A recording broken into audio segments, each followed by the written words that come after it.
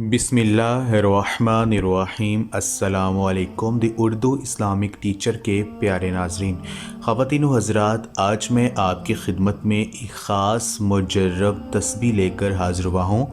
रात को सोने से पहले ये एक तस्बीह अगर आप इसको सिर्फ़ 3 दिन इस तरह से पढ़ लेते हैं जैसा कि मैं आपको बताऊंगा, तो यकीन मानिए आपके रिज़्क़ में, आपके मालो दौलत में अल्लाह तबारक व तआला इतनी ज़्यादा वुसअत और इजाफ़ा फरमा देगा कि सारे रिश्तेदार, दोस्त, अहबाब जो हैं वो देखकर हैरान हो जाएंगे कि अल्लाह पाक ने आप पर कितना ख़ास करम जो है वो आपको अता किया है।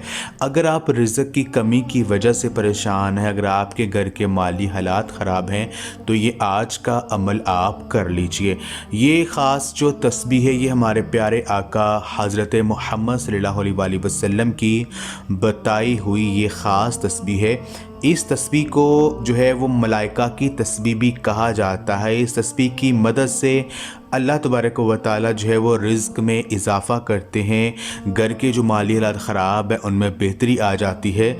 तो ये ख़ास जो तस्बीह है ये अमल में आपको बताता हूँ कि आपने क्या करना है। आपने रात को जब आपको लगे कि अब आपने सो जाना है, सोने से कुछ देर पहले यानी इशा की नमाज़ के बाद भी आप ये अमल कर सकते हैं, या रात को सोने से कुछ देर पहले आप ये अमल कर सकते हैं। बावज़ू होकर आपने जाए नमाज पर एक मखसूस जगह पर आपने बैठ जाना है और अपने हाथ में एक तस्बीह आपने पकड़ लेनी है।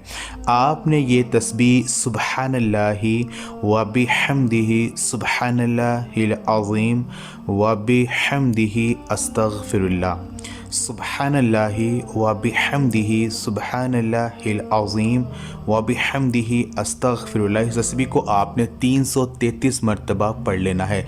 पहले आपने 3 मरतबा दुरूद पाक पढ़ना है, फिर 333 मरतबा ये तस्बीह पढ़नी है।